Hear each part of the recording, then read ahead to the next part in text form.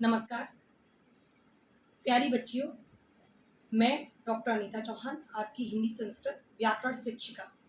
लेकिन मैं आज जिस विषय को लेकर के आपके समक्ष उपस्थित हूँ वो विषय है मिशन शक्ति। या देवी सर्वभूतेषु शक्ति रूपेण संस्थिता। मिशन शक्ति एक कार्यक्रम है जो उत्तर प्रदेश सरकार द्वारा पिछले वर्ष चलाया गया था, बालिकाओं के स्वावलंबन के लिए, उनकी सुरक्षा के लिए और उनके सम्मान के लिए। सब कुल मिलाकर आप समझ सकते हैं ये कार्यक्रम महिला सशक्तिकरण के लिए चलाया गया, महिलाओं को बल देने के लिए चलाया गया, ताकि महिलाएं मजबूत हों, समाज में उनका एक मुकाम हो। इसके लिए सरकार ने इसके अंतर्गत कई सारे और भी कार्यक्रम किए हैं और बहुत सारी योजनाओं का क्रियान्वयन किया गया है। मिशन शक्ति कार्यक्रम का वीडियो मैंने क्यों बनाया? आज बालिका दिवस है। सबसे पहले हमारी सभी प्यारी बालिकाओं को ढेर सारी शुभकामनाएं। मैंने सोचा मैं अपने विद्यालय की मिशन शक्ति की नोडल अध्यापिका हूँ। मैंने सोचा कि एक वर्ष से मैं विद्यालय में जो कार्यक्रम करा रही हूँ, बच्चियों को अपनी मिशन शक्ति से परिचय करा रही हूँ, क्यों ना उन बच्चियों के लिए भी एक वीडियो बनाया जाए जो विद्यालय में रेगुलर नहीं है या कहीं ना कहीं विद्यालय में नहीं जा पा रही है। वो भी जाने कि उनके लिए स्वावलंबन क्यों जरूरी है, उनका सम्मान क्यों जरूरी है। मिशन शक्ति के 3 स्तंभ हैं बच्चों। एक है नारी सुरक्षा, दूसरा नारी सम्मान और तीसरा नारी स्वावलंबन। नारी सुरक्षा के अंतर्गत सरकार ने जो कदम उठाए हैं उनमें सबसे पहले महिला हेल्पलाइन नंबरों को जारी किया गया है आपकी सुरक्षा के लिए। उनमें से एक है 1090 महिला पावर लाइन नंबर है, दूसरा 1098 है चाइल्ड लाइन नंबर है, फिर 181 है महिला हेल्पलाइन नंबर है और 1076 है। इसके अतिरिक्त 102, 108 स्वास्थ्य सेवा इत्यादि नंबर भी हैं जो आपके लिए जारी किए गए हैं। इन हेल्पलाइन नंबरों की सबसे बड़ी खासियत ये है कि इन पर अगर कोई महिला किसी भी प्रकार से परेशान है, किसी भी प्रकार का उसके साथ यौन शोषण, घरेलू हिंसा या कोई भी प्रकार का शोषण हो रहा है, मानसिक, शारीरिक, आर्थिक किसी भी प्रकार का यदि शोषण हो रहा है और वो इन नंबरों पर यदि अपनी शिकायत दर्ज कराती है तो सबसे पहले तो उस महिला की पहचान गोपनीय रखी जाएगी, पहली बात। दूसरी बात, उसके केस को, उसकी शिकायत को एक महिला पुलिसकर्मी ही हैंडल करेगी।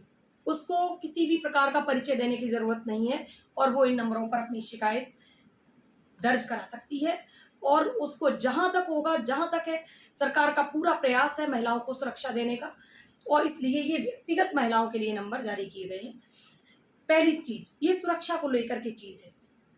इसी के अंतर्गत वर्कशॉप इत्यादि आयोजित कराए गए हैं। जगह जगह हर जनपद में वर्कशॉप आयोजित हो रहे हैं, जिला लेवल पर कार्यक्रम किए जा रहे हैं, हर विद्यालय में कार्यक्रम किए जा रहे हैं। उसमें हम आपको बैड टच और गुड टच के बारे में बताते हैं। गुड टच क्या है? गुड टच वो है जिस स्पर्श को आप सुरक्षित महसूस करती हैं अपने लिए, जो स्पर्श आपको सहज लगता है, चाहे वो आपके पिता हो, भाई हो, परिवार का कोई सदस्य है, यदि वो आपको लाड़ से दुलार रहा है तो उस स्पर्श में कोई बुराई नहीं है। बैड टच क्या है? बैड टच वो है उन अंगों को कोई स्पर्श करने की कोशिश करे जो अंग आप स्विमिंग सूट में ढक के रखती हैं। जब हम स्विमिंग करते हैं तो उस समय जो कपड़े पहनते हैं, जिन अंगों को हम अपने अंतः अंगों को ढकते हैं, उन अंगों को कोई गलत दृष्टि से छूने की कोशिश कर रहा है, किसी भी प्रकार की अभद्रता करने की कोशिश कर रहा है आपके साथ, तो वो आपके लिए बैड टच है। इसको आपको अंतर को समझना पड़ेगा। और यदि आपको लगता है कि कोई भी व्यक्ति इस प्रकार की हरकत आपके साथ कर रहा है तो आपको अपनी माँ को सबसे पहले बताना है, अपनी बड़ी बहन को बताना है, चाची को बताना, जो परिवार में आप जिसके सबसे निकटस्थ हैं उसको बता सकती हैं। यदि आप नहीं बता पा रही हैं तो आप अपनी टीचर को बता सकती हैं। मिशन शक्ति आयोजन की जो नोडल अध्यापिका हैं आप उनसे अपनी शिकायत दर्ज कर सकती हैं, लेकिन किसी भी गलत स्थिति को सहन करने की आवश्यकता नहीं है। एक सर्वे है वो ये बताता है, एक नहीं कई सर्वे हुए हैं महिलाओं के ऊपर, उसमें ये स्पष्ट हो चुका है कि जिन बच्चियों के साथ बचपन में किसी भी प्रकार का यौन उत्पीड़न हो जाता है या इस प्रकार की किसी भी असहज स्थिति से उनको गुजरना पड़ता है, तो बड़े होने तक वो कुंठा का कारण बन जाता है। उनके यहाँ कहीं न कहीं उनको मानसिक हीन भावना से गुजरना पड़ता है। और अच्छे बेहतर स्वास्थ्य के लिए, चाहे वो मानसिक स्वास्थ्य हो या शारीरिक, ये बहुत ज़रूरी है कि बच्चियाँ खुलकर सांस लें, उनका विकास प्रफुल्लित वातावरण में किया जाए। तो ये रहा आपका नारी सुरक्षा से संबंधित जो सरकार का प्रयास है, उससे संबंधित थोड़ी सी आपके लिए जानकारी। दूसरी चीज आती है नारी सम्मान। नारी सम्मान क्या है, नारी के सम्मान के लिए क्या करना है? देखिए, सम्मान सदैव अपने हाथ में भी होता है, सम्मान सदैव दूसरे के हाथ में नहीं होता। सम्मान अधिकांशतः आपके खुद के हाथ में। सदैव हर चीज के लिए हम पुरुषों को ही गलती दे दें, ये ठीक नहीं। ठीक, उसके लिए हमें भी अपनी गरिमा का पूर्णतः ध्यान रखना होगा। हम जहाँ हैं, जहाँ जाते हैं, जिस वातावरण में रहते हैं, वहाँ हमें अपने परिधान किस प्रकार के रखने हैं, हमें अपना व्यवहार किस प्रकार का रखना है, ये जिम्मेदारी हमारी भी कहीं ना कहीं बनती है। बच्चियाँ कहीं ना कहीं पाश्चात्य की दौड़ में, होड़ में, सेलिब्रिटीज को किस किस को अपना आइडियल बना रही हैं, किन किन कहाँ किन किन को अपना क्या कर रही हैं, ये गौर करने वाली बात है। हम सबसे पहले ये देखें हमारा आदर्श कौन बन रहा है। मदर टेरेसा बन रही है, कल्पना चावला बन रही है, अरुंधति राय बन रही है, सानिया नेहवाल बन रही है, या हम किसी कामयाबी की किसी शॉर्टकट में जा रहे हैं। हम बौद्धिक विकास के बजाय शारीरिक सौंदर्य की ओर अग्रसर हो रहे हैं। हम जब अपनी बुद्धि पर कार्य करने लगेंगे, अपने गुणों पर कार्य करने लगेंगे, तो निश्चित ही हम सम्मान के अधिकारी हो जाएंगे। हमें अपनी भारतीय सनातन संस्कृति के गौरव को याद रखना है, और नारी की जो गरिमा है, नारी के समस्त अंगों को शक्तिपीठ की उपाधि दी गई है कि नारी के समस्त अंग जो है एक एक शक्तिपीठ है।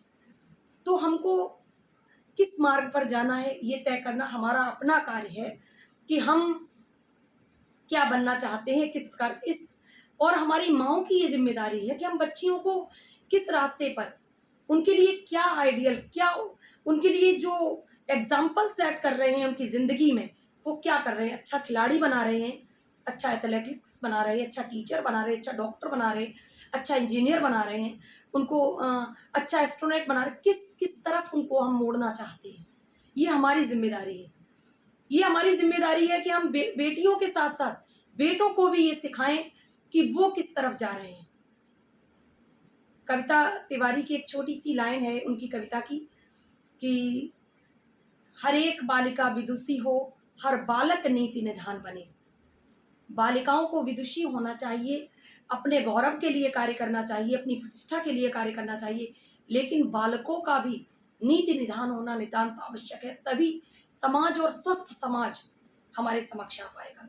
तीसरी चीज है स्वावलंबन। महिलाओं को अपने स्वावलंबन पर कार्य करना चाहिए। मैं इसका पुरजोर समर्थन करती हूँ। मुझे जहां तक लगता है नारी सुरक्षा और नारी सम्मान दोनों चीजें उसके स्वावलंबन से शुरू होते हैं। जो नींव है वो स्वावलंबन है। यदि हर बेटी कोई ना कोई हुनर सीखे, कोई ना कोई ऐसा कार्य करना सीखे, जैसे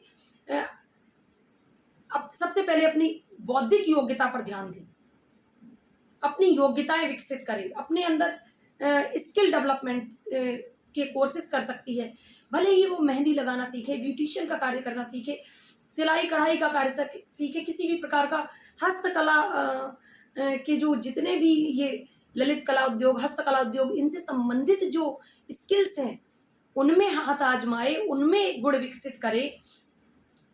किसी भी प्रकार की योग्यता जीवन में कभी व्यर्थ नहीं जाती, ऐसा मेरा मानना है। कभी न कभी जीवन में कार्य करती है। और यदि आप सम्मान चाहती हैं तो सबसे पहले स्वावलंबी बनिए, आत्मनिर्भरता की ओर बढ़िए। जिस दिन आप ये सोच लेंगे किशोरावस्था से ही शारीरिक सौंदर्य, सजना संवरना या इन सब का बहुत वक्त है बच्चों। बेटी होने के नाते आपसे कहना चाहूंगी इसके लिए बहुत जिंदगी है, लेकिन योग्यता विकसित करने का हमारे पास सीमित समय और साधन होते हैं। हर चीज अपने वक्त पर की जाए तो उसका प्रतिफल कई गुना बढ़ जाता है।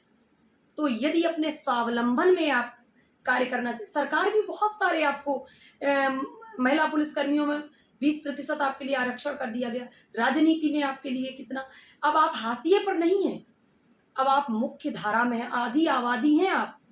यदि आप अपने लिए कार्य करेंगी, अपनी स्वाभिमान के लिए कार्य करेंगे, इतना तो कम से कम अपने अंदर गुण विकसित कीजिए, अपने अंदर स्वाभिमान की अलख जगाइए कि जीवन में पुरुषों के कंधे से कंधा मिला करके आप अपने परिवार का भरण पोषण कर सकें, अपनी समाज में अपनी खुद की पहचान, अपनी खुद की प्रतिष्ठा बना सकें। सच में सरकार हमारे लिए सिर्फ प्रयास कर सकती है, लेकिन उन प्रयासों को परिणाम तक पहुंचाना आपका और हमारा कार्य है। मैं आपसे बस इतना ही कहना चाहूंगी कि हमारा वो देश है जहां वर्ष में 2 बार नवरात्रों में कन्याओं के पूजन का पर्व मनाया जाता है। बस नारी को अपनी गरिमा पूर्णतः स्थिर रखने की आवश्यकता है। कहीं ना कहीं हमको अंधी दौड़ में, शॉर्टकट में शामिल नहीं होना है। हमें ये दिखाना है कि हम बौद्धिक रूप से या अवसर मिल जाए तो किसी भी रूप में हम किसी से कम नहीं हैं। उसके लिए सरकार तो प्रयास कर ही रही है, हम भी अपना थोड़ा सा प्रयास करें और बच्चियां ध्यान रखें। और यही बस कहना था आप लोगों से कि आप चाहें तो हम और आप मिलकर कर मिशन शक्ति के इस कार्यक्रम को, इसके सुखद परिणाम तक पहुंचा सकते हैं। जय हिंद, जय भारत।